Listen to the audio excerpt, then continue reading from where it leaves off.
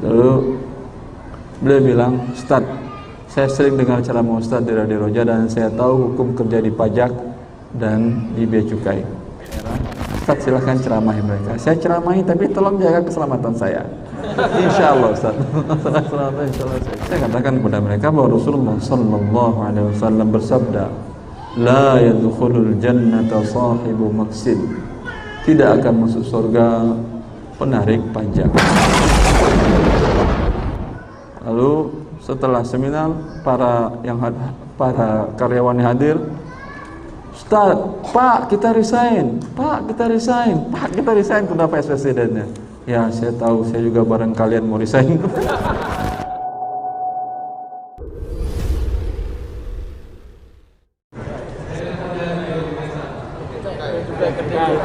Masya Allah. Kerja di bea cukai. Iya. Masya Allah. Terus? Iya, banyak di YouTube banyak. Ya.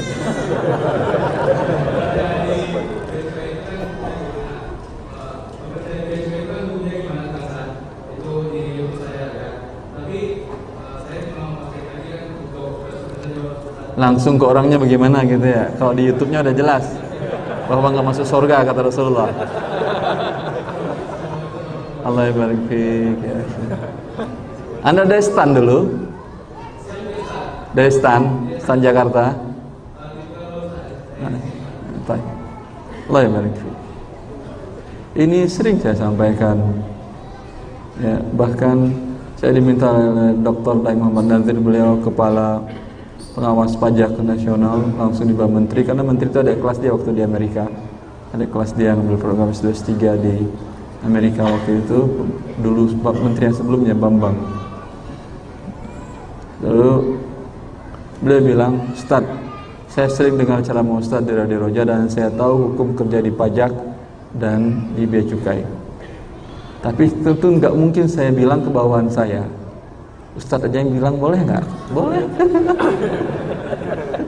Dikumpulkannya seluruh kepala pajak pertama se-Jabodetabek di sebuah daerah. Ustaz, silahkan ceramahi mereka. Saya ceramahi, tapi tolong jaga keselamatan saya. Insya Allah Ustaz. Insya Allah saya jaga. Saya katakan kepada mereka bahwa Rasulullah Sallallahu Alaihi Wasallam bersabda, La yadkhulul jannata sahibu maksid. Tidak akan masuk surga penarik pajak. Lah kita gimana Ustaz? Ente kalau masuk surga cari kerja yang lain. Kalau masih di sini berarti nggak masuk surga.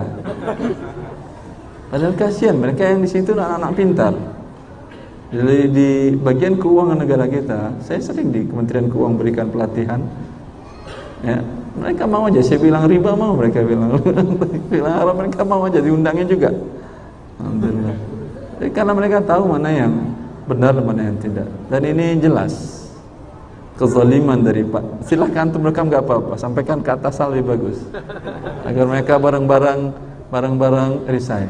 Saya diundang di salah satu bank asing di Jakarta, di kantor pusatnya, seminar tentang riba. Hadir langsung Vice President yang buka. Lalu setelah seminar, para karyawan yang hadir, Ustaz, Pak, kita resign. Pak, kita resign. Pak, kita resign. Kenapa presidennya? Ya, saya tahu, saya juga bareng kalian mau resign. Sehingga nanti ada bareng-bareng. Alhamdulillah. Ya. Karena ini alasannya kan biasa, klasik. Kalau ini haram, Rasulullah kan nasnya sudah jelas haram. Dan bagaimana apa yang disebabkan oleh pajak tadi? Disebabkan oleh pajak tadi kezaliman kepada seluruh rakyat. Dari bea cukai umpamanya, setiap barang yang masuk ke Indonesia akan dikenakan pajak, ya kan ya? Maka barang itu yang beredar di Indonesia dibeli masyarakat sudah tambah di sana harga pajak, iya atau tidak? Iya. Maka semuanya akan ada pajak, otomatis barang akan naik harganya. Lihat di negara yang tidak ada pajak, ya, barang-barang di luar negeri sana murah sekali. Seperti antum kalau di mana antum tahu negara yang tidak ada pajak? Cuman satu, Arab Saudi. Mereka masih takut dengan hadis Rasulullah tidak masuk surga penarik pajak. Rajanya masih ingin masuk surga, sehingga dia tidak berani narik pajak. Di sana murah semua barang. Anda kalau beli produk Indonesia di sana, jangan di sini. Beli mobil Innova umpamanya yang rakitan Indonesia itu, di sini berapa harganya? 300 juta lebih kan ya? Di sana mulai 60.000. Punya 100.000 saya kembaliin. Dapat satu mobil, kembali uang 40.000, tapi real ya, bukan rupiah. 60.000 masih murah, kali 3.500 berapa baru? 200 juta, ya kan ya, sekitar 200 di sini nggak dapat Kijang Innova, adiknya pun nggak dapat. Adiknya dapat? Nggak dapat, adik tirinya kali ya, adik tirinya udah mau mati mungkin dapat. Kalau yang sehat, iya, masya Allah, Allah barik. Padahal buatan dari Indonesia, belum lagi pengiriman ke sana. Jangan yang barang mahal, sarung.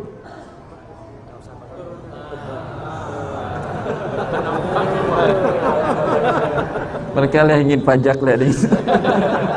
Bagaimana sih ekspresi Ustaz ngomong masalah pajak? Sarung buat yang murni buat Indonesia dari Jawa Timur itu. Di sini harga 100 ribuan kan ya, satu gajah duduk ya. Di sana 25 real dapat 75.000. Di sana nggak ada pajak. Jelas tentu. Kalau mau beli barang sebagai pedagang, beli dari sana bawa ke sini, beli sana bawa ke sini, dari sana bawa ke sini, dari sini bawa ke sana, dari sini bawa ke sana lagi. Subhanallah. Jelas kezalimannya itu?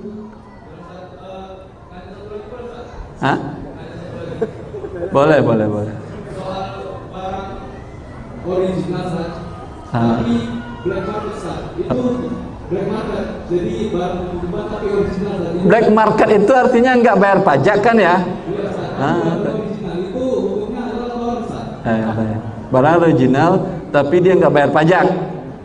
Ya kita bilang pajak haram.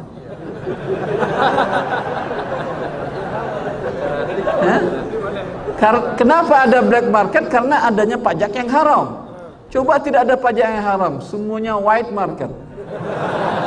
Gara-gara ada pajak sehingga ada black market. Jelas. Allah barik fiik. Cabut pajak tadi semuanya white market, alhamdulillah. Ini pasar terbuka di masa Rasulullah seperti itu. Ya.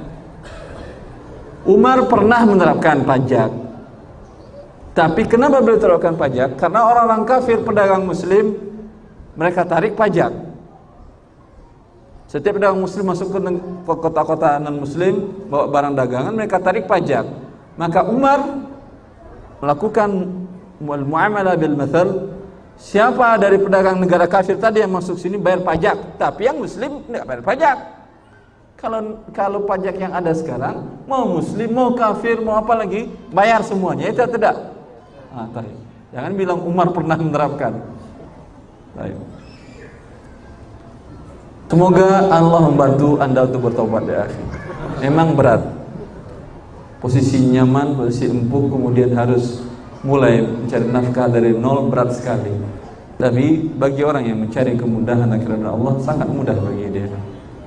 Bukan satu dua orang yang saya temui dalam hal ini. Ada mantan pejabat kepala BI provinsi ini. Ketika dia di Jakarta bertemu saya, dia mengatakan, Ustaz, saya baca buku Harta Haram Ustaz dari awal sampai akhir. Kesimpulannya, selama ini saya bekerja haram semuanya Pak Ustaz. Bagaimana sekarang saya? Resign, ya udah saat saya resign. Terus gimana harta-harta saya Ustaz? Harta Anda semuanya haram. Ambil yang untuk kebutuhan minimal saja. Oh, rumah punya Ustaz. Rumah saya di daerah elit di Jakarta, di Alam Sutra, perumahan elit. Bisa saya jual 3 miliar. Ente jual 3 miliar, yang halal untuk ente berapa orang tinggal lagi? Anak-anak udah pada selesai Ustaz. Saya dan istri aja. Ada dan istri kan butuh 1 kamar. Kalau banyak-banyak kamar, nanti kalau istri ente ngambek susah nyarinya. 1 aja cukup. Oh iya Ustaz. Rumah 1 kamar berapa harganya? Cukup 200 juta Ustaz. Ambil 200 juta, sisanya sedekahkan kepada fakir miskin. Berat atau tidak itu? Artinya 2,8 M harus keluar dari kepemilikan. di masa tua. Tapi lebih baik Anda masih muda. Dia aja di masa tua berani. Anda bilang, oh dia mau mati, tentu ya Ustaz berani dia. Emang ente nggak mau mati? Nggak ada yang tahu kan akhir nyawa kita ya akhir. Allah yang barik.